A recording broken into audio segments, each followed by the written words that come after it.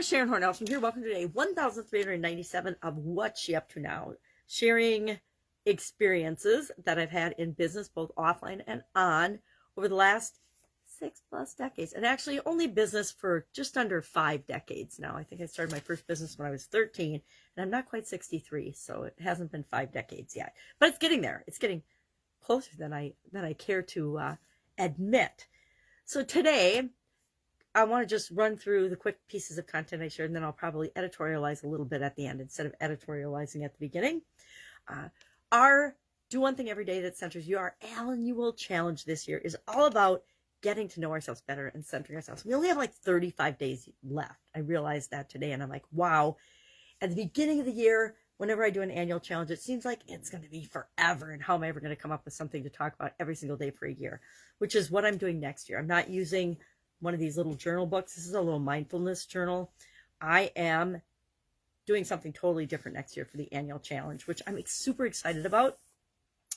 But it's easy to pick up this little book and just say, okay, what do we got today? And then I automatically do something every day that moves me toward what I want. I want to understand myself better. I want to work on different areas and aspects of my life, which this book, does for a lot of people and has helped me with. And this is actually the 4th of these journals that I've done, and it's helped me to increase my comfort zone. It's helped me to be happier. It's helped me to have more fun last year, and this year to get to know myself better, to really understand and be more centered, understand what areas and aspects of my life are important and what is important to me, because bottom line, it doesn't matter what's important to anybody else. It matters what's important to you. If your priorities are to be in the best physical shape you could possibly be, it doesn't matter if anybody else agrees with that. Even the people you love and care about, that's what's most important to you. It doesn't matter if you want to create a billion-dollar business and nobody around you supports you or believes in you. What matters is what you believe, and that you can create and do and be and have anything that you want.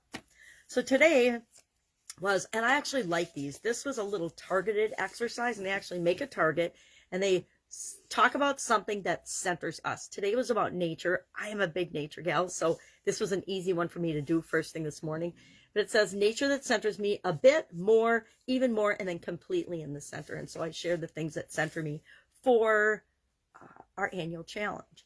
And I like the ones, okay, I'm not going to lie, who doesn't like the easy ones? Every once in a while, we need an easy one to take up and make up for the ones that are hard, because some of the daily challenges actually are hard and a challenge. They push us, they push me, they push you to think about things we've never even thought about before. I mean, some of them, I remember the one that said, hey, you have to go offline for 24 hours. I'm like, no, not going to do it.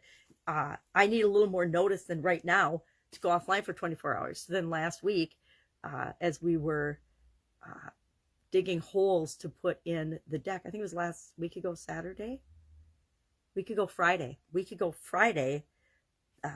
they were digging holes. The auger was digging holes to put in the footings for the new front deck, and it cut the internet cable. So lo and behold, off the internet for my 24 hours. But it was, a couple of weeks after the book had said, hey, you need to go offline. At first it was an hour, then 3 hours, then half a day. And those were easy to do, right? But when it said 24 hours, I was like, no, can't do that right now. I've got commitments, and I've got people I need to communicate with, so that's not going to happen. But then nature, the universe said, yeah, it's going to be today. And even though I said I wouldn't do it without any notice, I ended up having to figure out a way to make it happen without any notice. Did the world end? No, everything kind of clicked along as usual. There was literally no change. Called a few people and let them know we needed to reschedule certain things. But for the most part, it was a non-issue. How many times do we blow things up and think they're going to be, and I did that in this situation as well. So I taught myself that, guess what? Sometimes even I still make a big deal out of things that aren't really a big deal. Our idiom for today, for Supersize Your Business, we're doing money idioms for the month of November. Last month I think we did time. I've already forgotten. How crazy is that? Did a whole month on a topic, and now I forgot what it is. But I think it was time last month. And this month it has been a money idiom every day.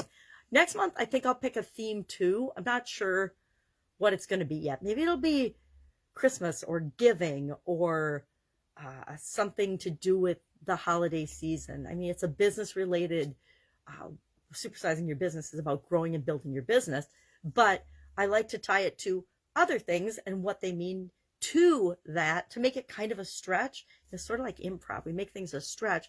They give you a topic and you're like, oh, to get off scot-free, which is our idiom for today. And then I have to think about, okay, what does that mean? Where did it come from? How does that tie to, and how can we use that to grow and build and supersize our business? Well, I guess I concluded today that in order to get off scot-free, just as we supersize our business, just do what's right. Do the right thing, right? Do the right thing that's in alignment with your business, your beliefs, your systems, your processes, your procedures. Do the right thing by yourself, by your customers, by other people. If you do the right thing, you don't have to worry about it. You don't have to worry about, are we doing the right ththing when everybody's looking? And then what if somebody's looking and we're doing the wrong thing? You don't have to ever think about that because you're always doing the right thing. You're always paying your taxes. You're not paying more than you have to because that's why there's such crazy tax law, but you're paying what you're supposed to pay. You're following the rules and the regulations of different groups or different organizations that regulate and oversee your particular industry. I was in the food industry for a lot. I was in the personal care industry for a long time. So whether it's the FDA, the USDA, the certified organic, whatever it is that applies to your business, OSHA for a lot of companies, make sure that you are meeting and exceeding those guidelines. Why? Not because you're just meeting the guidelines or the rules, but because it's the right thing for your people, your business, your places, and for the world. Do the right thing. And then remember that you're accountable and responsible for everything, whether somebody sees it or not, because it can always be found out later. Nowadays, I used to tell my kids when they were growing up, guys, you're growing up in a different time than I grew up in. You have to pay attention because what you say and what you do, especially what you write and share, it's out there in the world and it's out there forever. It never goes away. So you're held to a higher standard of accountability and responsibility because there's proof of your behavior and it can often be taken out of context. I mean, I watched the Kyle Rittenhouse trial and I was horrified at how that was handled and things were taken out of context and absolutely lied and manipulated about. And that's what I've tried not to talk about it when I was talking about to get off scot-free, but I think I did talk about it because it's really been upsetting to me the way people are behaving and manipulating that and trying to destroy a young man for their own political gain and for their own gain. Rioters, lying politicians, lying media, corrupt media, social media included, they all need to be held accountable for their actions. And right now, in a lot of instances, they're not being held accountable. I actually got a warning the other day from Facebook because I said, kill the bill on a post. That was my comment on a post, and I got a warning and almost lost my account because I said kill the bill. I didn't say kill Bill, I said kill the bill, talking about this giant $1 trillion bill that the United States government and the Nancy Pelosi and her gang are trying to pass, and President Biden, they're trying to pass this huge lying 2,000-page bill that even the people that are supporting it don't know what's in it. There's so much corruption and fat and unnecessary spending built in it and padding for their special interests that it's mind-blowing. Anyway, I said kill the bill and almost got kicked off Facebook. So if I disappear from Facebook, it's because I chose to comment on something that I probably shouldn't comment on. But really, I shouldn't. I think we should all weigh in on what we think is right and what we think is not right, and draw that line in the sand and live by our own standards and know that we're accountable and responsible for our beliefs. We get to choose our beliefs, but we need to also be responsible and accountable to them. Rioting is crime, and there's rioters and people that are committing crimes being off scot-free. There are people pouring into the border of the United States right now that are actual criminals and terrorists, and there's nothing being done about it until, even when somebody gets murdered, there's nothing being done about it, or raped.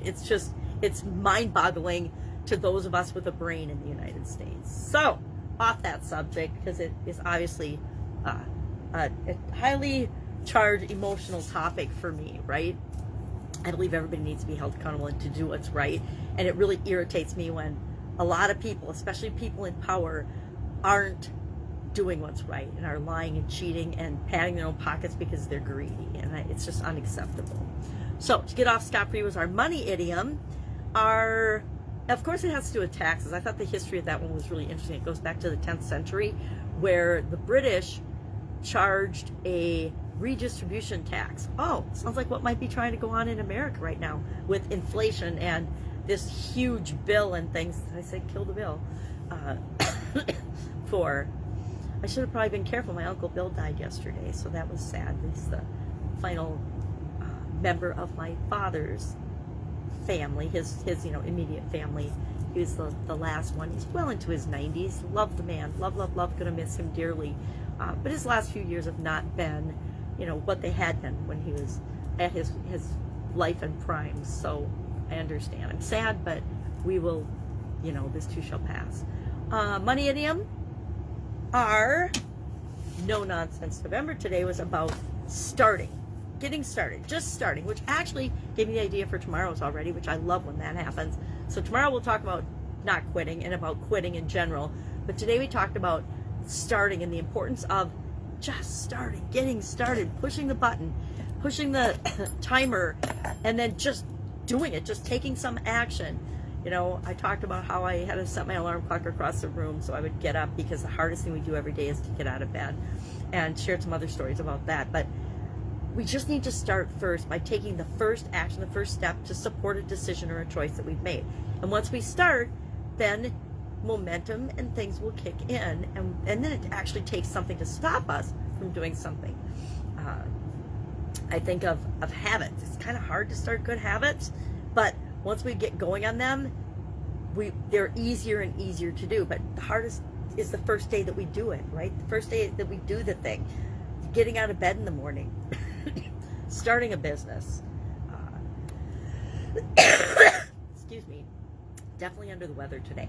The hardest thing to do is to get started doing it. And then pretty soon it becomes a habit. I've gotten in the habit, much to people's dismay, of doing videos every single day. Could I stop today? I don't feel good. I'm feeling under the weather. I was sick this morning. Not my cooking, according to my daughter, because she didn't get sick, but I was definitely feeling under the weather this morning. I say too many cookies. So once we get going, but it's the starting that's the hardest. And then do we change our mind and move our directions? Yes, absolutely, but we got to start. So I love Mel Robbins' 5, 4, 3, 2, 1 blast off. You can use that or whatever works for you. I always did 3, 2, 1, or as soon as I heard the bell, I moved immediately. I took action immediately. Alarm goes off, out of bed. Did that happen overnight? No. It took me quite a while and ways of tricking myself into realizing, hey, the hardest thing I have to do is get out of bed. So if I can get out of bed and I'm moving and I have to stand up to move, everything will fall into place. All right, love to know what's going on with you. It's Black Friday here in the United States. I am not going shopping. I don't even know if I'm going to go online to shop. Maybe, maybe not. I haven't done my Christmas stuff, so I probably should. But again, little rocky under the weather, so I might lay low today. Have an awesome day. If I can help you in any way, if you have a question, it's holiday weekend, so I am not working with clients or consultant clients today, or customers, whatever we want to call them. I call them something different all the time. Mostly I call them friends. You're welcome to try to get a hold of me and ask a question. Like I always say, if I don't know the answer, I guarantee I know somebody or something that can help you to take that next step or to get started.